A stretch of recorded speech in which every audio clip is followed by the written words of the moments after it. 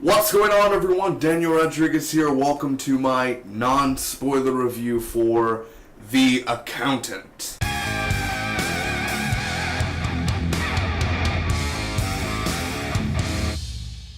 Now, this film stars Ben Affleck, Anna Kendrick, John Lithgow, Jon Bernthal, and J.K. Simmons. First off, that's an amazing list of actors. You wouldn't have to show me no footage at all. It's like The Accountant comes out this day, and that's the cast, and I'd go see it. Now, I don't want to center around the plot for too long. I want people to actually experience this film, and I'm not the best at describing stuff. I really am not.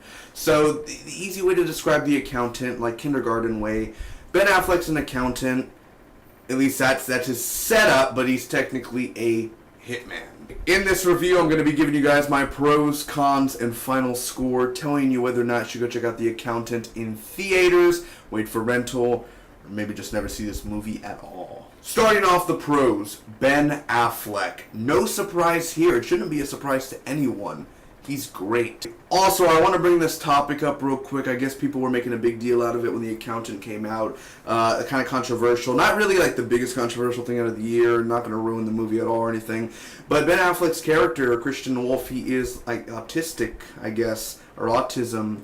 And hey, listen, I'm just watching the film and I'm enjoying myself, and it's a very entertaining film.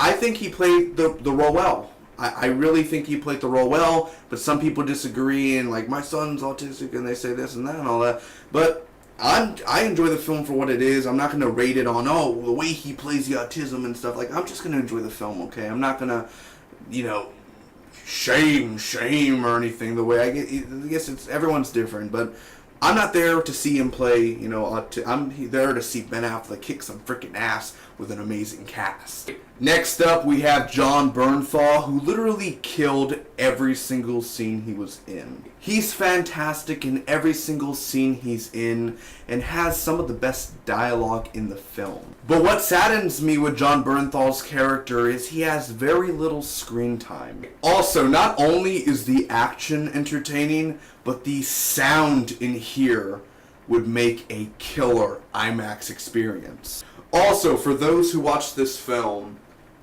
how intense was that opening? Now, from my point of view, I really didn't notice any CGI. Most of the action I saw was practical effects. Now, Anna Kendrick is really fun in here, and she is the comedic relief. And she has great chemistry with Ben Affleck. Now, within this film, we do get flashbacks to Affleck's childhood, and what I would say is they're very interesting and dark. Now, going on to the cons, just like I said earlier, Jon Bernthal owned every single scene he was in, but that is a true crime when you waste such an actor like him. And even though he's not a main character, he still is a big part of the story. And he only has about like 5 scenes in the film, but I guess it's, it's not an okay thing, but the thing is, those 5 scenes are some of the most memorable scenes out of the film. Now, about 85% of this film is unpredictable, but at a certain point early on in the film, you kind of connect 2 dots, and it's not revealed in the trailers or anything. It's easily, they hide it, but right in the film, when you get into it, within a certain amount of time, you connect the 2 dots, and you're like, well, there's that big plot point right there. It's predictable. Mind you, I was in the theater with senior citizens, and they didn't even, like, if you've seen the trailer, it's obvious. Like I said, Christian Wolf, Ben Affleck's character, he's autistic, and they show the kid in the beginning, and then they show Ben Affleck all grown, and then it took them like 10 minutes, like, hey, that's the same kid, and I'm like, oh, that was pretty obvious when they showed his fingers like that, and then they show a grown man doing that. It was pretty freaking obvious. Now, I'm not going to reveal the specific scenes, but all I'll say is they're not the one of Affleck as a child in his childhood past. They're different backstory scenes. And it's a percentage of these backstory scenes where it felt unnecessary. And that leads me to talk about 2 great actors. First off, J.K. Simmons. As much as I love J.K. Simmons and Whiplash and all the commercials he does, He's not bad in this film whatsoever. Like, he is good for the role he plays, but he's underused. He's barely in the film. He kind of disappears for a long time, and then he reappears again because he has this cop girl doing a case. And that's all I'll say. He has this cop girl, and I don't recognize the actress. I think I've seen her somewhere, but I don't know her by name.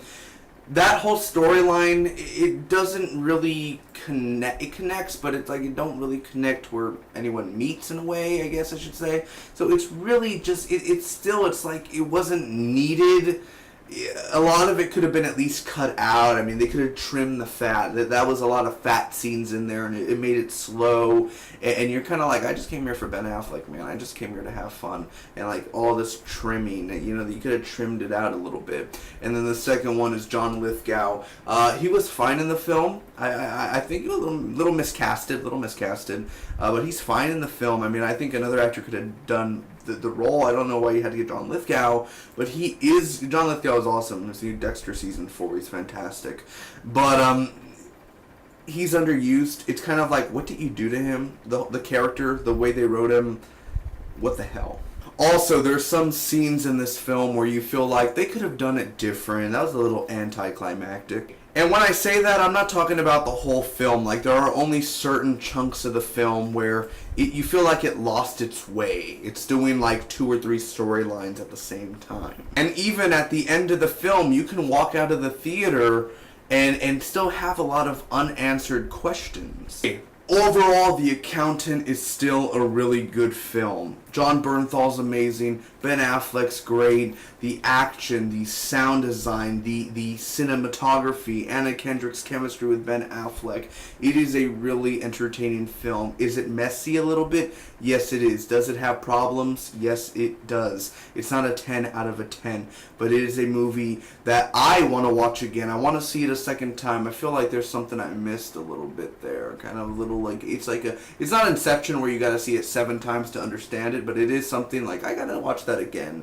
So it is a film I plan on buying on Blu-ray when it does come out. Anyway, I'm gonna give The Accountant a 7.5 out of a 10. Is The Accountant worth watching in theaters?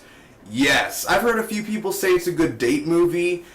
Yeah, I mean, I wouldn't know. I don't have a date to take the person to that. But I said Gone Girl was a good movie to go on a date night with, and that's Ben Affleck, so anything with Ben Affleck will get you in the mood. So, yeah, definitely, it's a theater film. If you guys could get a matinee price, a good, cheap deal, no popcorn, no soda, just going in there and seeing the film for yourself, man. It is an entertaining film, so I had a really fun time. It's one of the best films out of the year. Not like maybe top 10, but honorable mention of best films out of the year. Thanks for watching, everyone. If you enjoyed, make sure to smack that like button. You can comment down below to me what you guys thought about The Accountant. Did you watch it? Have you not seen it? What did you guys think about it? Share this review with your friends and hit that subscribe button for more awesome movie reviews every single week. Upcoming movie reviews: Inferno, Hacksaw Ridge, Trolls, much more, man. Get excited, get ready, get pumped, get wet. Till next time, bye-bye.